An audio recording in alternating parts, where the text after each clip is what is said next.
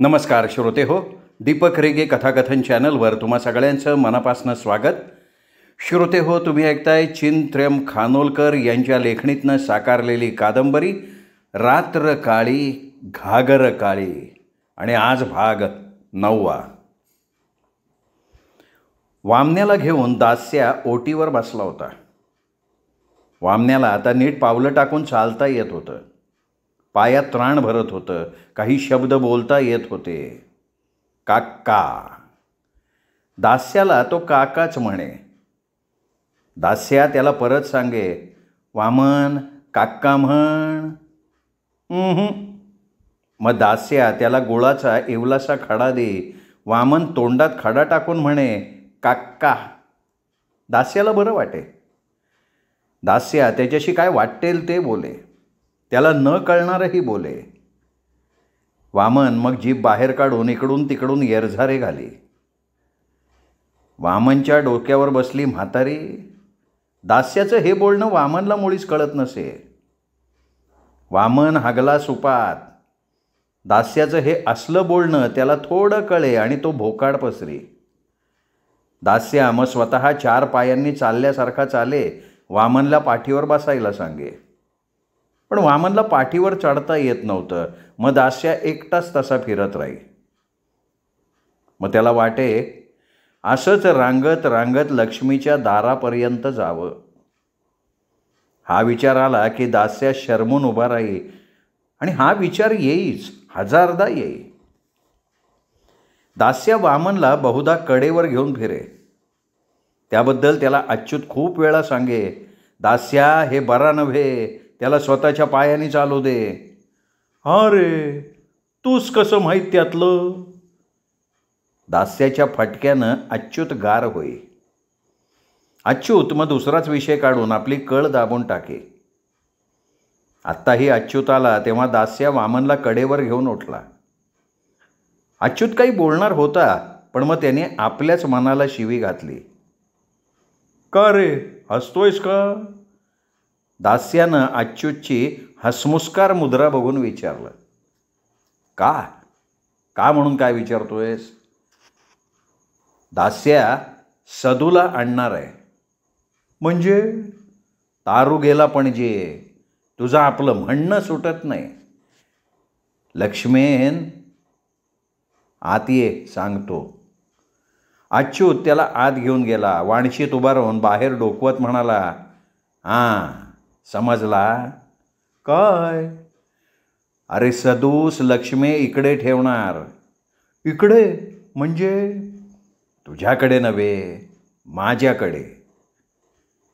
दास्या घाव लागल्यासारखा खचून खाली बसला. दास्याला कसं काय समजून सांगावं ते अच्युतला समजेना. आता त्यात माझा काय दोष. अच्युत कळवळून बोलला. मग माझा काय दोष. दास्या वामण्याला छातीशी धरत म्हणाला, मी विचारतो तिला. विचार अच्छा विचार. सदूला आणून इथे ठेव, नाही तर मरेन मी. काही मरत नाहीस. माझ्याकडे असला म्हणून काय झाला. तुझ्या घरात नको. का पण. अच्युतनं विषयाची परीक्षा घ्यावी तसं विचारलं. तुझं घर रांडेचं वांझय, पोरगं तिथं नको. दास्या. अच्युत दात ओठ खात ओरडला. हां. दास्याही जीभ चावून हुंकारला. बरं आहे दास्या, बरं आहे. मर तू. लक्ष्मीही मरू देत आणि तुझं ते पोरगंही मसणात जाऊ देत. अच्छा. दास्या कळवळून उठला. अच्छा का रे बाबा मुलावर उठलास. दास्या त्याच्यापुढे एखाद्या बाईसारखे हात ओवाळत होता. अच्युत स्तब्ध होता. दास्या खवळला होता. त्यामुळे त्याला खोकला लागला. परसाकडेच जाऊन येतो. दास्या वामण्याला अच्युत समोर ठेवून तांब्या घेऊन मागील दारी धावला. अच्युतला हळहळ वाटली. तो इतका चिडला होता तरी निवळत आला. दास्याला आपला संताप सहन झाला नाही. त्याच्या पोटात कडकडून आलं. काय हा दास्या तरी. याला मुळी काही समजतच नाही. लक्ष्मीस विचारायला हवा परत. अच्युत मनाशी खल करत होता. वामन वाकड्या मानेनं भिंतीकडे उभा राहून पाहत होता. काहीतरी बिघडलंय इतकं त्याला समजलं. दास्य आल्यावर अच्युत निघून गेला तो थेट लक्ष्मीकडे. लक्ष्मी मागील दारी केळीचं रोपटं लावून घेत होती गाड्यांकडनं. कडेस उभं राहून काही सूचना करत होती. हा रसबाळ रोपटा तिथे लाव रे, तो दुसरा तिथं लाव.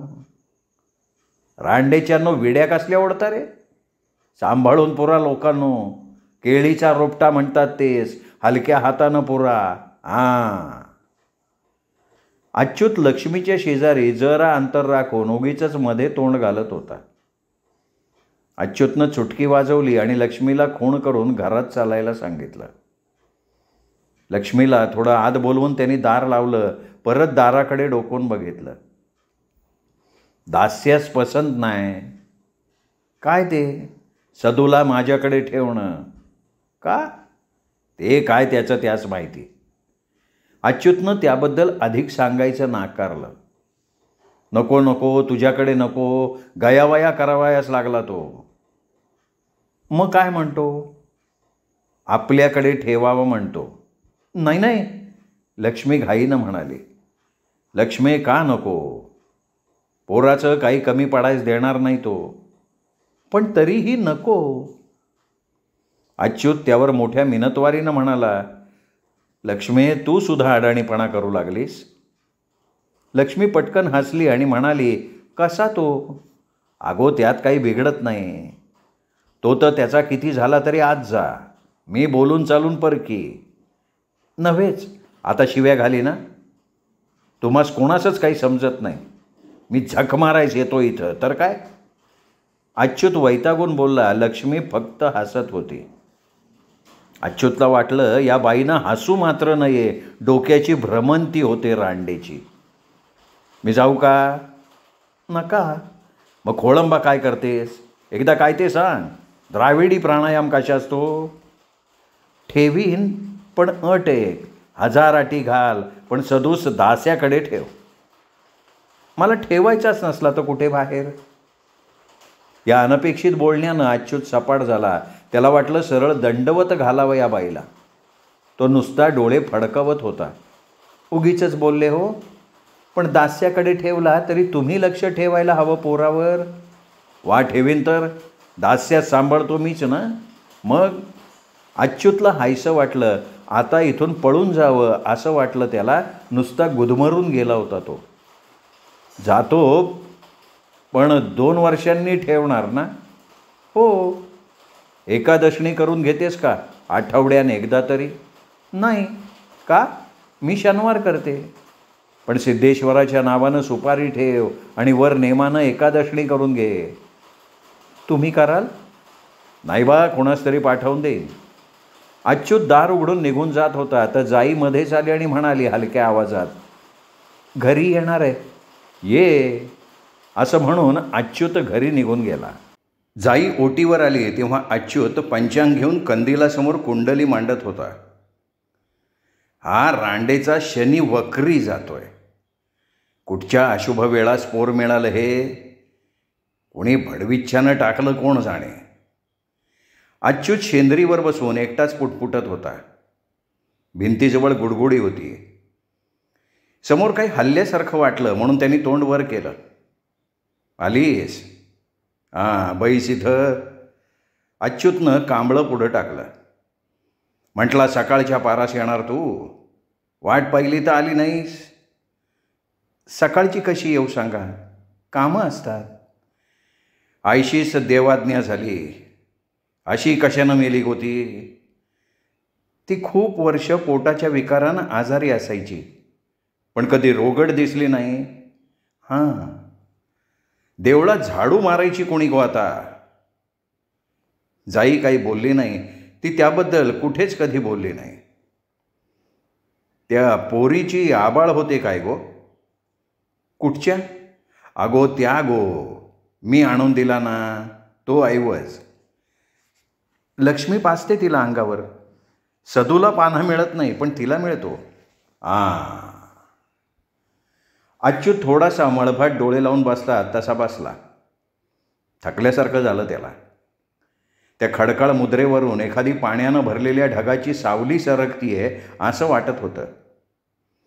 देवीच्या वणांनी खरवडलेली नाकाची बोंडी पंचाच्या टोकानं पुसून तो म्हणाला, नशीब त्या गावलेल्या पोरीचं. पण रडत नाही एकसारखी. नाही, ती झोपलेली असते दिवसभर. रात्री उठते. तिचं पाळणं लक्ष्मीनं झोपायच्या खोलीत ठेवलंय आणि सदूचा बाजूच्या खोलीत. नीट बघा गो त्या पोरीला. भीमाच्या बांधानं दिली आहे श्रीफलासारखी. हां, एक विचारायचं होतं. काय ते? पंचांगातून सांगाल? मसणातून सांगेन. काय ते सांग. पण जाई खाली बघायला लागली. नखानं कांबळ्याची दशी कुडतुडू लागली. अगो सांग काय ता. तसाच काही असला तरी सांग. मी काय कुठं वाच्यता करतोय. मला दिवस गेले होते. ते मका माहिती असा. तूच सांगितलास. आणि मग गर्भ जिरला. असं होतं का? अच्युतला वाटलं या प्रश्नाला पंचांग तरी काय उत्तर देणार. आता 2 वर्ष झाली हिला दिवस गेले त्याला. आता काय सांगायचं हिला. मला तरी काय कळतंय त्यात. आमच्या कुटुंबास विचारीन तर. अच्युत व्याकुळ होऊन पाहायला लागला. समोरच्या कुडाकडे बघत राहिला. ही भोसडीची पाल का खाली उतरतीये. तो वैतागून बोलला. ओठातल्या ओठात पुटपुटला, कृष्ण कृष्ण. काका सांगा ना. जाईनी परत विनंती केली. सांगू म्हणतेस? सांगतो. त्यांनी उगीचच पंचांगाचं पान समोर धरलं. काय सांगू? गर्भ परत वाढेल का? मोठ्याचं बीज होतं. विहिरीवर टाकलेली आडवी पोफळ मोडून पडते तसं अच्युतला वाटलं. जाई कशी तरीच पाहत होती. अच्युत डळमळत होता. वाढतो कोणाकोणाचा परत असं ऐकलंय. अच्युत बोलायचं म्हणून बोलला. जाई समाधानाचं हसली. एखादी काळोखात पडलेली काच कसल्या तरी दूरस्थ प्रकाशानं चमकून जावी तशी दिसली ती. तिने लावून नमस्कार केला. वाढतो हेच खरं. जाई पुटपुटली. अच्युत तटस्थ होऊन बघत होता. या जाईचं खोटं समाधान तर आपण केलं नाही ना असंही त्याला वाटायला लागलं. पण तो काही याहून अधिक बोलणार नव्हता. काका वाढतो हो, वाढतो. हां. अच्युतनं मान हलवली. जाई उठली आणि तृप्तीनं जड होऊन पाठमोरी झाली. अच्युतला वाटलं गारभारबाईच हळूहळू चालत गेली. अच्युतनं पंचांग मिटलं. तो ओटीच्या पेळेवर येऊन उभा राहिला. त्याने मळभाकडे बघितलं. निळं चकचकीत आकाश बघून त्याला फार बरं वाटलं. काहीतरी कोंडी फुटल्यासारखं. त्यानं तोंडावरनं हात फिरवला. घुसमटल्यासारखं झालं ना म्हणजे तो तोंडावरनं हात फिरवी. विठ्ठल विठ्ठल विठ्ठल. दार उघडून कंदील घेऊन तो आत गेला. काखेत पंचांग हलतच होतं. अच्युत गोमुखीत हात घालून खाटल्यावर बसला. जय जय कृष्ण हरी, जय जय कृष्ण हरी. त्याला वाटत होतं दिगंबरा साणायला हवं. जाईशी घरोबा करून राहील. रांडेची भटानं भावीन ठेवली म्हणून काय बिघडता. एक एक मणी ओढला जात होता. पण मुंबईत जाणं महाकर्म कठीण. कधीच गेलो नाही. दिगंबर टोपीवाल्याच्या कारखान्यात आहे म्हणतात. त्यास जाऊन आणायचाच हवा. दिगंबरला आणायचं तो निश्चितच करत होता. पण कुणाचा जागजूग नको. तो पोरगा आहे थोडासा आडचावट. रांडेचा परत डोळे गरागरा फिरवायच लागायचा. नाही आला म्हणजे कुणास पत्ताच नको. तो जावं काहीतरी थाप देऊन. अच्युतला वाटत होतं जावंच, गेलंच पाहिजे. दास्यालाही बरं वाटेल. दिगंबर टोप्या शिवायला कसा बसत असेल तेही अच्युतला दिसायला लागलं. अच्युत सकाळीच उठून दास्याकडे गेला. त्याला तडकाफडकी म्हणाला, दास्या रे, मी 8 दिवस गावात दिसायचा नाही हो. हं? हां काय खराच, मी जरा बाहेर जातोय. अरे पण कशास? झक मारायस.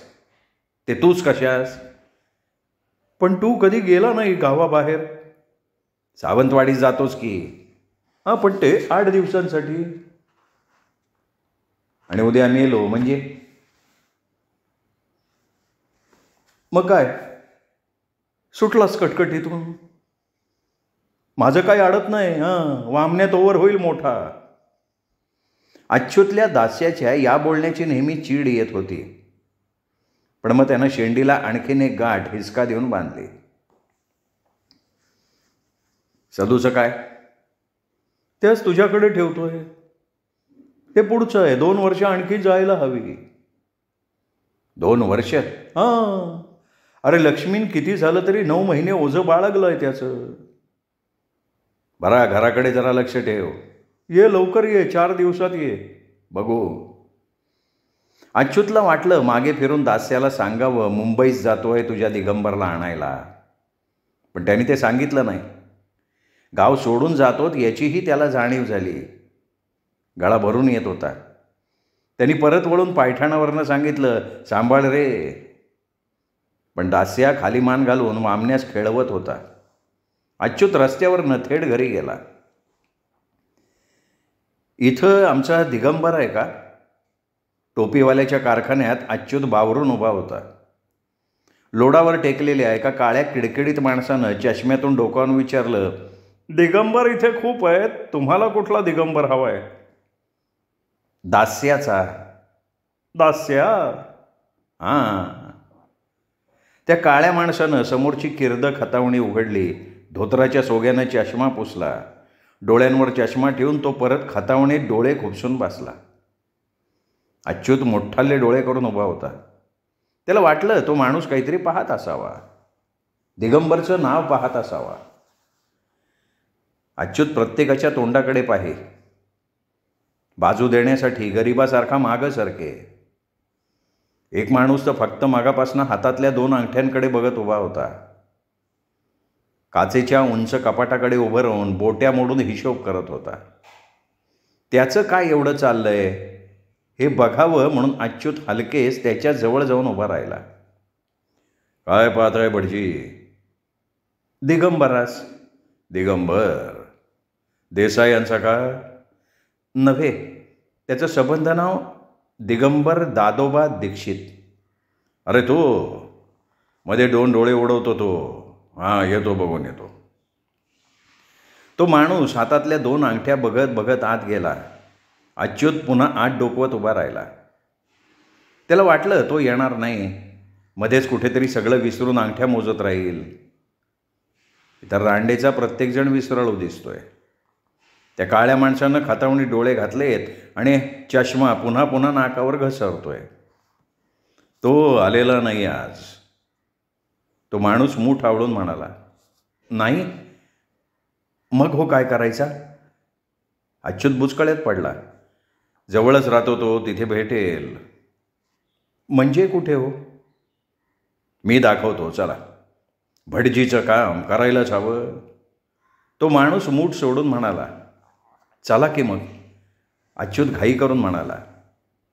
दोघेजण गर्दीतनं चालायला लागले. प्रार्थना समाजाकडून रस्ता क्रॉस करून केळीवाडीपर्यंत आले.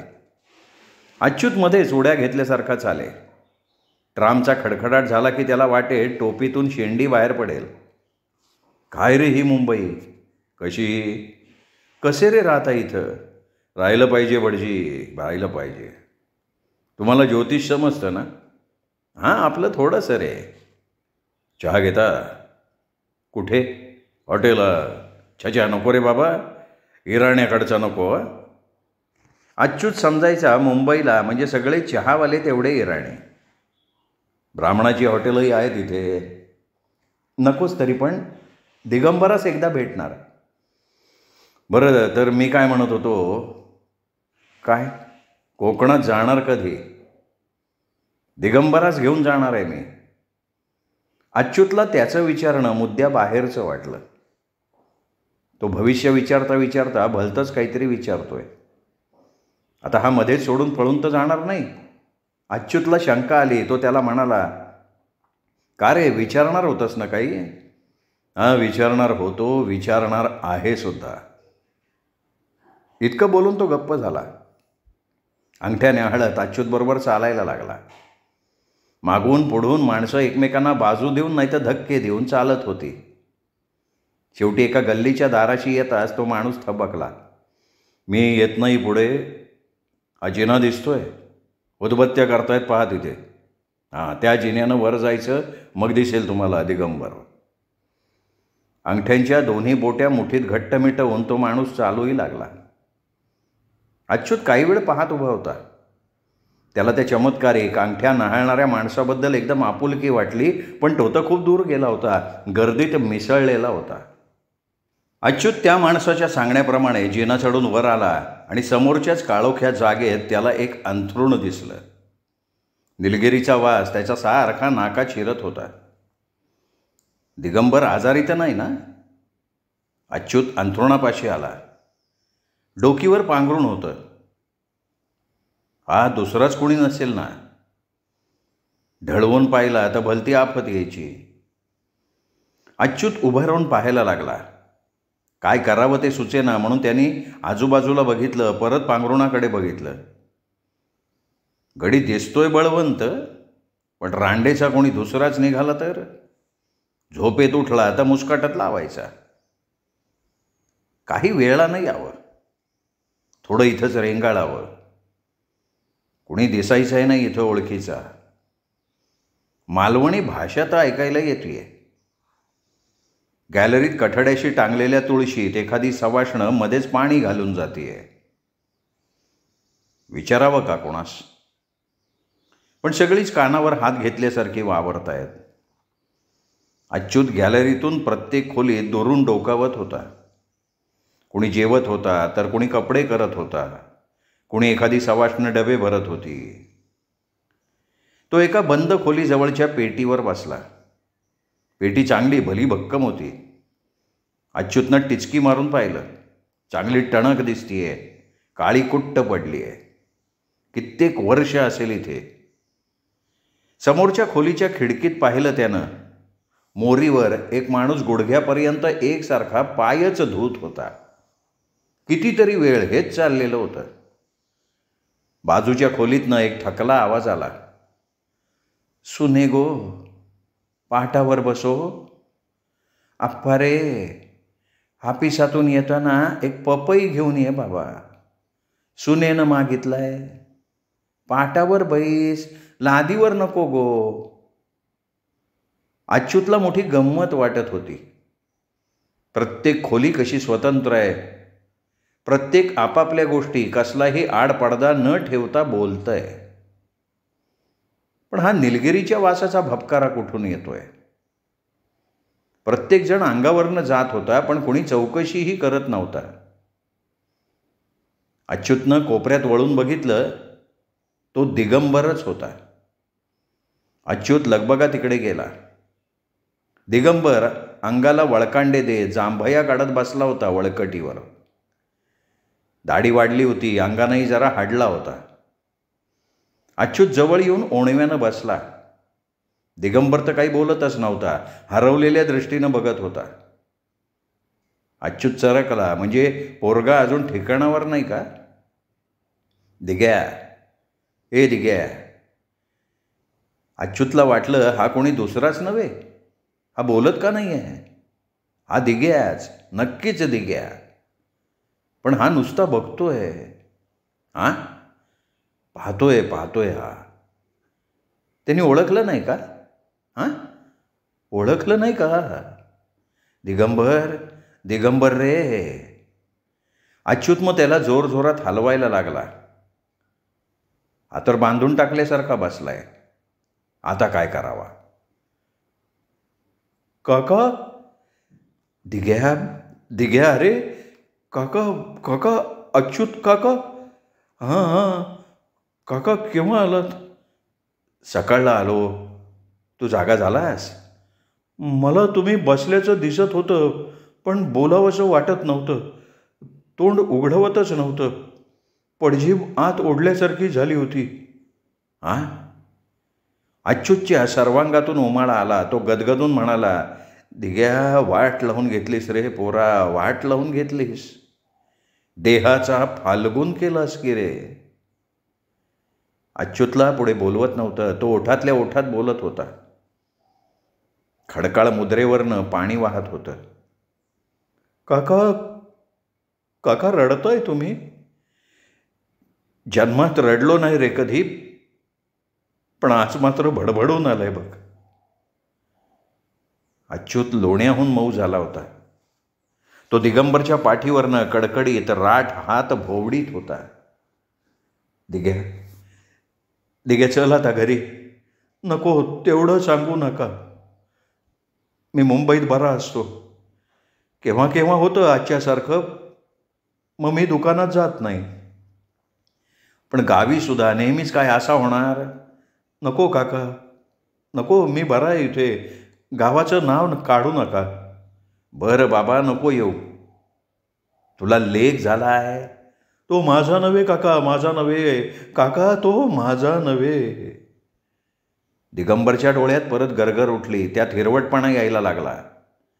अच्युतला वाटलं, याचे डोळे आता बाहेर तर नाही ना पडणार. झक मारली आणि हा विषय काढला. हा आता उडी तर नाही ना मारणार? माझा नव्हे, माझा. दिगंबर, चुकलं माझं, चुकलं ना. मग तुम्ही आता जा. काका, जा तुम्ही, आणि कुणाला सांगू नका मी इथे असतो म्हणून. त्यांनी परत अंथरूण पघळलं, डोकीवर पांघरून घेतलं. मी जातो रे. अच्युत त्याच्या पाठीवर हात ठेवून म्हणाला. उत्तर मिळालं नाही. अच्युतला काही समजेना. त्याला अशा स्थितीत टाकून जाणं त्याच्या जीवावर येत होतं. हा असतो कोणाकडे, विचारावर तर खरं. तो परत इकडे तिकडे फिरला. मगाच्या पेटीवर एक म्हातारा माणूस बसला होता. कानांवर हात ठेवून बसला होता. सारखे गाल आत ओढून घेत होता. बाबा, अच्युतनं जरा मोठ्यानं हाक मारली. मी बाबा नव्हे, मला बाजीराव म्हणतात. मला ऐकायला येतं.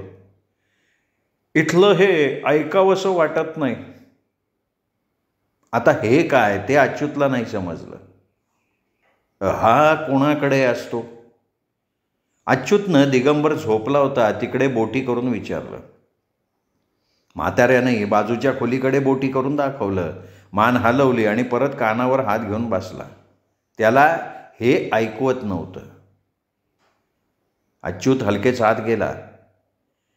एक अंगानं सुटलेली खूप गोरी बाई पाठमोरी बसून वर तोंड करून मोठ्याल्या पितळेच्या तांब्यातनं पाण्याची धार तोंडात ओतत होती. कोणी आलं म्हणून ती लाजत नव्हती किंवा काही विचारतही नव्हती. देहच एवढा गलथान होता की तो मुकाच असेल रांडेचा, असं तिला बघता अच्युतचं मत झालं.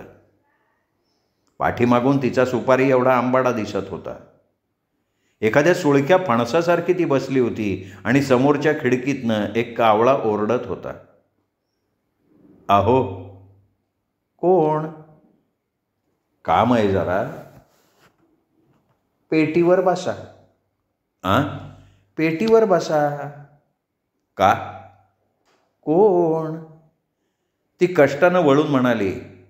पाण्याचा तांब्या तिने जवळजवळ रिकामा केला होता आणि कावळा ओरडत होता. अरे मेल्या, जा की उडून. काय म्हणताय? दिगंबर तुमच्याकडे असतो? हां, पोराचा मित्र तो. त्याचं मेल्याचं डोकं फिरतं अधूनमधून, मग असा पडून असतो. माझ्याही पोराचं डोकं ठिकाणावर नसतं. त्याचं डोकं ठिकाणावर नसलं की तो तांब्याभर पाण्यानं आंघोळ करतो आणि पेलाभर पाणी पिऊन पेटीवर बसतो. पेटी उघडणार असं म्हणतो. ट्रंकेतल्या अंगठ्या घालतो, दुकानात जातो. भटक भटक भटकतो. अच्युतला वाटत होतं हिचंही डोकं ठिकाणावर नसेल. सांगू नये तेच सांगते ही. त्याला त्या अंगठीवाल्या माणसाची एकदम आठवण झाली. अच्युत बाहेर गेला. पेटीवरचा म्हातारा म्हणाला, हे ऐकवत नाही. दाखवावा नमुना म्हटलं.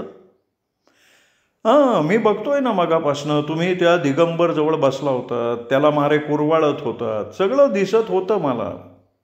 तो बापडा काय करील, आला आमच्या पोराबरोबर, तो चायला मॅड, म्हणजे जन्माचं नव्हे हो, 7 पोरं झाली, हे अभद्र राहिलं जिवंत.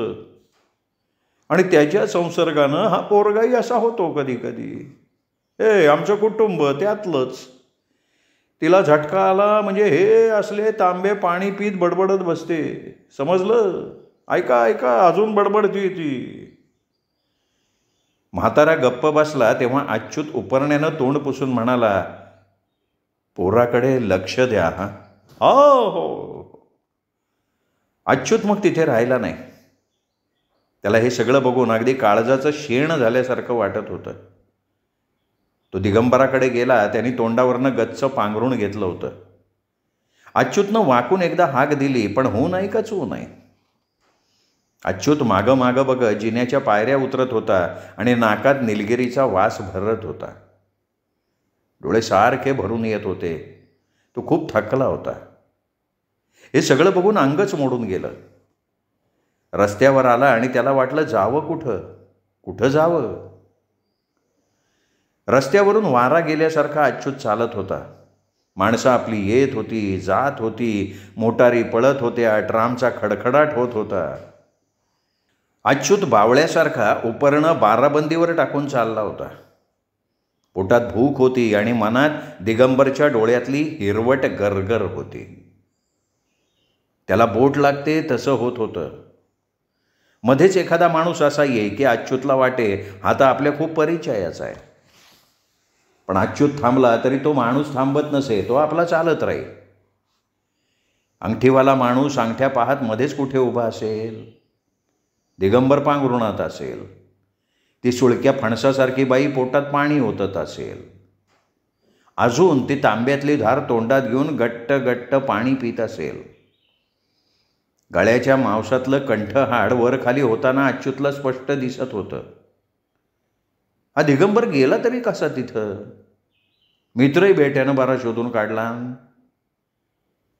अच्युतला दिगंबरची आठवण झाली की पेटता कंदील उपडा पडल्यासारखं वाटे. अच्युतच्या मनाची आडवी तिडवी भूताची सावली होऊन जात होती. त्याला मध्येच वाटे जावं एकदा गावी, हो उद्याच्याच बोटीनं. तो समोर नुसता पाहत चालला होता. अधूनमधून झोकांड्या खाल्ल्यासारखा रस्त्याच्या मधूनच चालू लागायचा. पलीकडे कसं जावं त्याला कळत नसे. मोटारी सुळकन जात तेव्हा तो अंग चोरून जागच्या जागी उभा राही आणि मग त्याला चालताच येईना. त्याला फक्त दिगंबर आणि तो म्हातारा कानावर हात ठेवून बसलेला ते दिसायला लागले.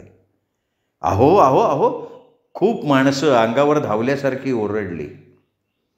अच्युत पडला होता, धडपडत होता. मोटारीचं चाक पायावरनं गेलं होतं. अच्युतला मग तो पेटीवरचा कानावर हात घेऊन बसलेला म्हाताराही दिसेना. डोळ्याचं पाहण्याचं त्राणच गेलं होतं. दिगंबरसारखंच कुणी एक पांघरूण घेऊन येत होतं. अच्युत मग तडफडायचाही थांबला.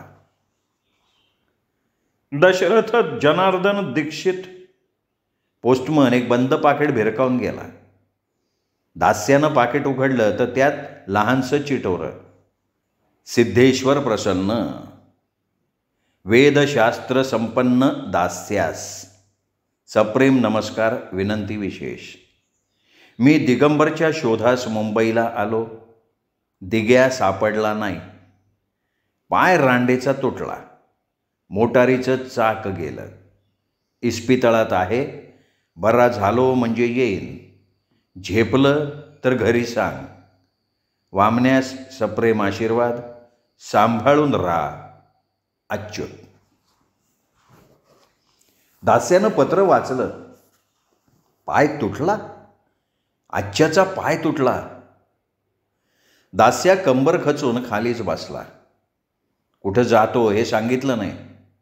पाय तुटला, आता माझं कसं होणार. दास्याला वाटलं आता आपल्याला घरच्या घरीही चालता येणार नाही. संध्याकाळी पत्र घेऊन दास्या अच्युतच्या घरापर्यंत गेला. काय सांगायचा. कसा सांगायचा, आपल्याला कसं झेपणार ते, या गोष्टी आजच्याबरोबर करायचा. चांदबाबा रॉकेलचा डबा खडखडवत लांब लांब ढेंगा टाकत चालला होता. क्या रे दास्या, ठीक आहे ना? हाँ ठीक तो होना ही चाहिए बाबा. चांदबाबा मध्येच दाढी कुरवळत होता. दिव्यांचे खांब शिडीशिवाय उजळणारा हा उंच माणूस संध्याकाळ झाली की उत्साहानं बोलू लागे, म्हणजे त्याला बोलावंसं वाटे. दास्याला अच्युतच्या घराची पायरी चढायचा धीर झाला नाही. तो मुकाट्यानं मागं आला. ओटीवरच्या कोपऱ्यात वामण्याला घेऊन बसून राहिला. त्यानं आज कंदीलसुद्धा दारावर लावला नाही. तो आजची रात्र तसाच बसून राहणार होता. विचार करत होता, उद्या तरी चालता येईल का? अच्युतचा पाय तुटल्याची बातमी कुणासच द्यायची नाही असं त्याने ठरवलेलं होतं. समोरच्या लक्ष्मीच्या ओटीवरही सामसूम होतं. भिंतीशी कांबळं टाकून गोडकर बसला होता. लक्ष्मी बाहेर येताच म्हणाला, तेल आज तरी कहाणी सांगणार?